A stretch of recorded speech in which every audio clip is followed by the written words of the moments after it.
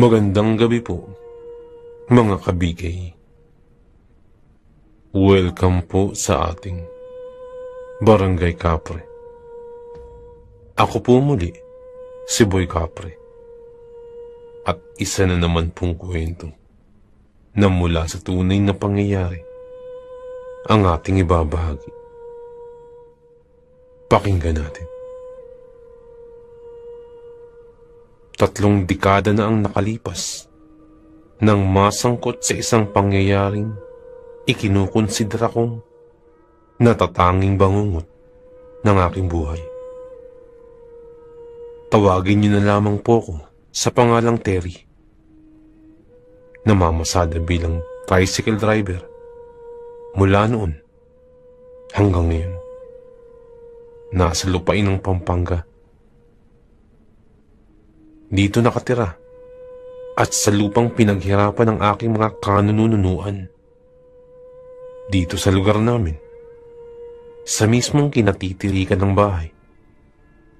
Ito ang eksaktong lokasyon ng pinangyarihan.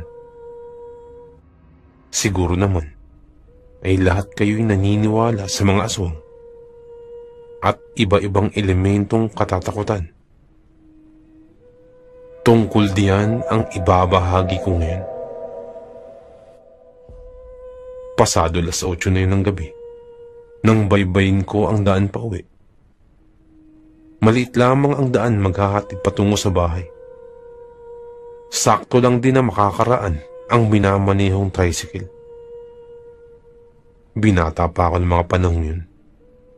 25 anyos at mag-isang kumakayod para sa ikabubuhay. Kasama ang aking ina at ama na parehong may edad na. Nung panahon na ay maraming kawayan pa sa lugar namin.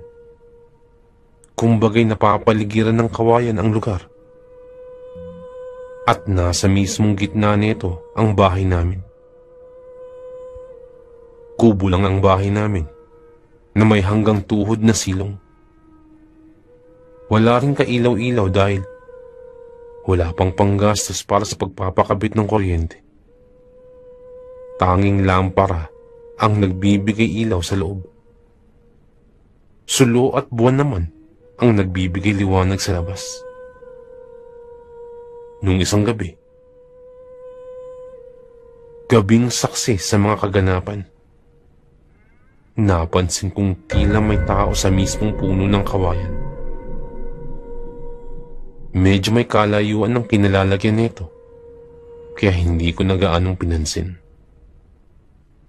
Nang makarating na sa bahay, saktong pagpatay ng makina ng sasakyan, may napansin akong nakaupo sa bubungan ng bahay.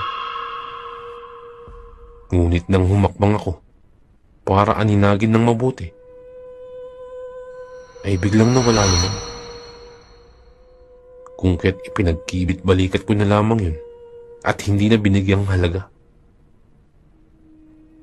Makalipas ang ilang sandali, mga bandang 10:00, kapansin-pansin ang kakaibang hampas ng hangin. Pakiramdam ko rin ay may umaaligid sa paligid. Bumangon ako mula sa pagkakahiga at hinablot ang 1 metrong tubo sa ilalim ng papag. At dahan-dahang sinilip ang labas. Wala akong napansing kakaiba. Bukod sa mga halaman at kawayang isinasayaw ng hangin. Subalit malakas ang pakiramdam kong merong mali sa mga sandali niya. Maingat kong itinulak ang bintana at inuwanan itong nakasiwang ng kaunti. Sinuyod ng aking paningin ang dakong naaabot at nang mapadako sa bakuran, napataas na lamang ang kaliwang kilay ko nang makita ang hubog ng isang lalaki na nakaupo sa mismong bubong ng bahay. Maliwanag kasi ang buwan sa gabing yun, kung kaya't naaninagan ko agad ang anino ng kung sino. At base sa anino nito, may katangkaran nito. at hubog ng isang lalaki. Ngunit parang wala itong pang-itaas na damit at tila nakaupo lang. Hindi kumikilos sa kinalalagyan. At sa aking pagtataka, lumabas ako ng bahay at naglakad ako na sakto lamang para makita ang nasa itaas. Nagkubli ako sa nagyayabungan at nagsisiksikang halaman ng sili at doon ay pinagmasdan ng hindi kilalang lalaki. Sa unang 2 minutong pagmamasid, wala akong napansing kahina-hinala sa lalaking nakatalikod sa aking gawi. Nakaupo lamang ito sa bubungan at hindi ko man lamang napansing gumalaw kahit na konti. Dahil doon ay lumabas na lamang ako mula sa pagkakakubli at napagpasyang kausapin ito. At dahil hindi ko kilala ang lalaki, sinutsutan ko na lamang. At nang mapatingin siya sa akin, halos matumba ako sa biglang pagkawala ng balanse. Kung maniwala man kayo o hindi, hindi tao ang nasa bubungan, kung hindi isang nilalang na nagtataglay ng kakilakilabot na itsura. Malalaki ang mga matang, kulay pula. May maputing mahabang bigote. Magulo ang mga may kahabaang buhok. Payat ang pangangatawan na halos iluwa na ang mga buto. Malalaki ang magkabilang tinga at may katulisan sa dulo. Mabilog ang malaking tiyan at matutulis ang mga kuko. Sa puntong nasilayan ang kanyang mukha, pakiramdam ko ay si kamatayan ng kaharap. Sa labis na gulat at bigla ang pagyakap ng takot sa akin, napatakbo ako sa loob at dali-daling kinandaduhan ang pinto.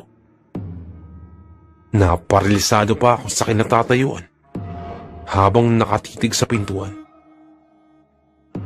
Hindi ko akalaing makakakita ako ng isang nilalang na hindi kauri ng tao o normal na hayop. Makalipas ang ilang sandali, natahimik ang paligid.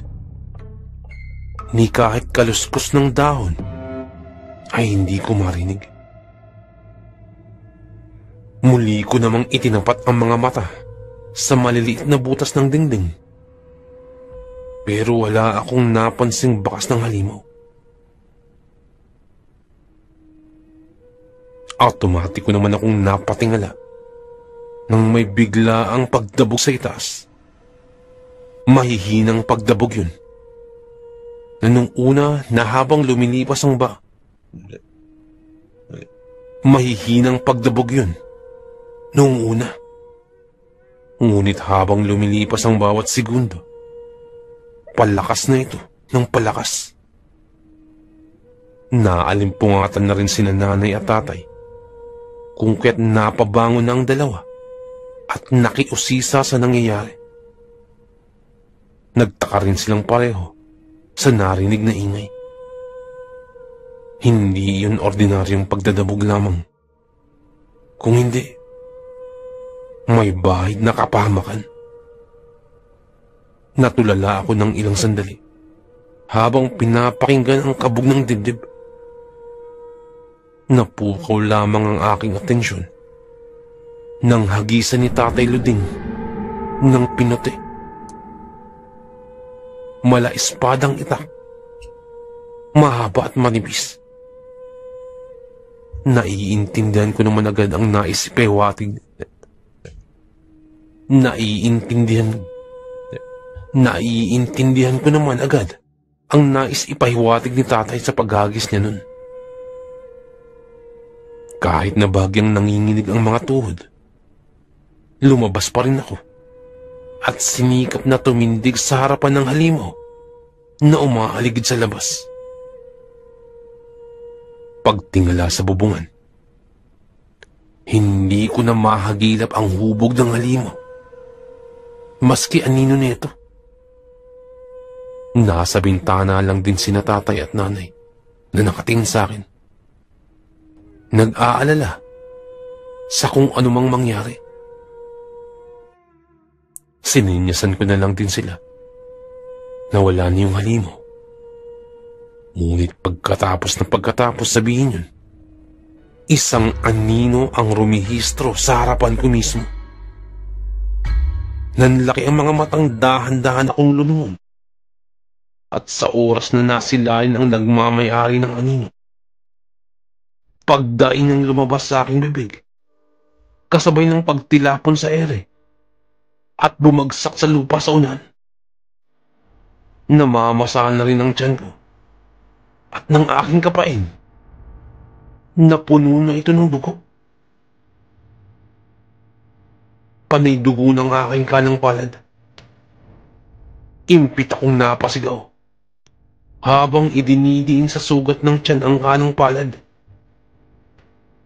Kabadong-kabadong nasundan ko na lamang ng tingin ang papalapit na halimaw, at nang makalapit siya, walang sabi-sabing hinapit ang aking kaliwang kamay. Binalian at pasimpleng inihagis. Naisubsob ko na lamang ang mukha sa lupa at naiiyak na sa labis na pananakit ng katawan sa lakas ng pagkakatama sa dingding ng bahay. Sa banda pa kung nasaan ang pulidong haligi, natamaan din ang aking tiyan na mayroon ng sugat. Nagsisigaw na rin si nanay habang naririnig ko naman ang nanginginig na boses ni tatay na sumasambit ng dasal. Nang ibaling ko ng tingin sa gawin ng halimaw, nakatayo na ito at nakaharap sa bintanang kinaroroonan ni nanay at tatay. Nanlilisik ang mga mata nitong nakatitig kay nanay. Naabot-abot na ang pagsigaw. Nang akma niya itong titirahin, dali-dali akong bumangon at sinalubong ang atake ng halimaw. Sa pagkakataong iyon, sa lakas ng pagbanggaan ng mga sarili namin, lumipad ako at halos tumagos sa dingding na tinamaan.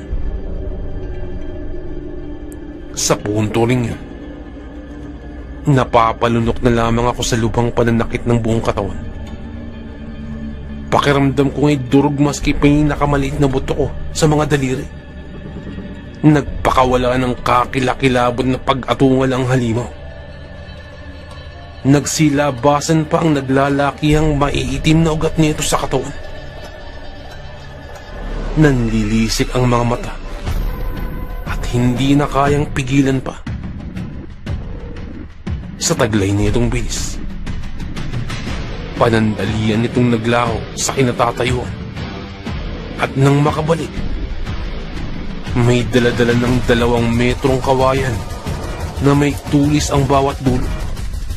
Muli ay nagpakawala siya ng makapanindig balahibong pag-ungol at walang pasabing binabangga ang bahay. Lintik ang bilis ng kilos nito. Parang daig pa ang kidla sa sobrang bilis. At pagkatapos ay nagkaroon ng butas-butas ang iba't ibang parte ng bahay sa dingding namin at maging sa bubungan. Nagyayakapan na rin sina nanay at tatay na hindi na mailarawan ang kabuuan sa sobrang takot. Tumayo sa una ng halimaw na yun at tila baliw na tawa ng tawa matapos makita ang resulta sa kanyang ginawa. Dahan-dahan ko namang itinayo ang sarili, ngunit nauuwi lamang sa pagkakasalampak sa lupa kapag susubukan kong tumalon. Nagpatuloy naman sa kabalastugan ng halimaw. Naghakot ng kawayan at itinambak sa bakuran, maging sa kabuuan ng bahay. Napapahiyaw na ng malakas na nanay at tatay sa loob dahil natatabunan na ng hindi mabilang-bilang na mga kawayan. Malalaki pang bulos na maging sa kinalalagyan ko ay nahirapan akong makalis. Dinig na dinig din sa kahanginan ang nakaririmarim na pagtawa ng halimaw.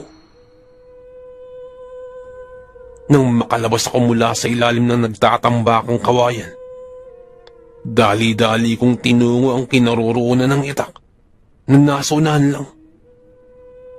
Kahit pa masakit ang pangangatawan at halos hindi na maikilos ang kaliwang braso, ay sinikap ko pa rin malapitan siya ng maibaon ko ang itak sa kanyang katawan. Nakatalikod ito sa gawi ko, kung kaya't sinamantala ko ng pagkakataon. Binilisan ko ang aking hakbang at walang sali-salitang ibinaon sa kanyang likuran ang hawak na itak. Mabuti na lamang at hindi niya napansin ang paglapit ko. Dahil doon ay napatigil ang halimaw at hindi nakagalaw. Idiniin ko pa ng idiniin ang pagkakabaon ng itak. At saka hinugot at saka muling itinarak. Nang hindi na kumilos ang halimaw, ay napalayo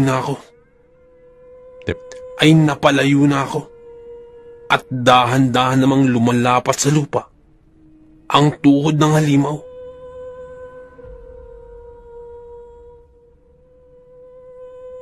Sa pagkakataong ito, iniisip ko yung nagapi ko ng halimaw.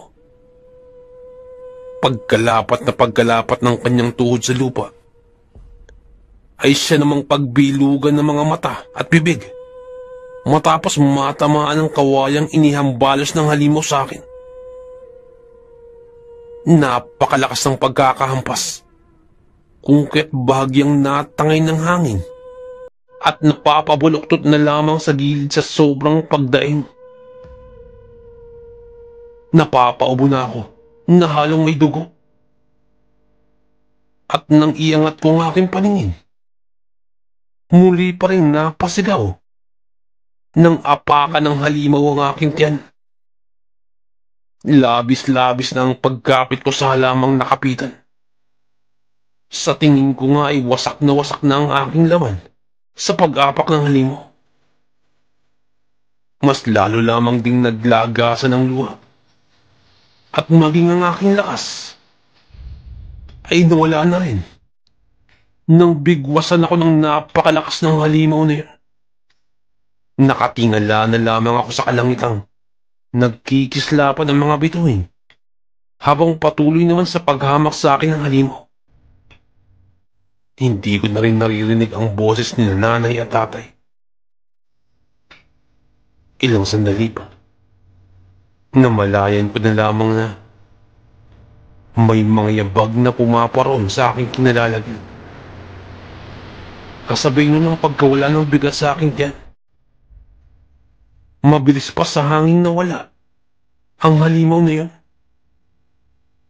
Sa ingay na nagawa ng mga sandaling yun, may nakarinig sa amin. Kahit pa malayo ang aming mga kapitbahay. Akala ko talaga sa mga sandaling yun ay katapusan ko na. Buti na lamang ay may sumaklolo sa aming mga kabaryo namin. Laking pasalamat ko at nakaligtas pa ako. Magpasa hanggang ngayon ay may bakas pang naiwan ng pangyayaring yun. Hindi lamang sa isipan at sa damdamin, ngunit nakabaon sa aking katawan ang natabong pinsala ng mga kaganapang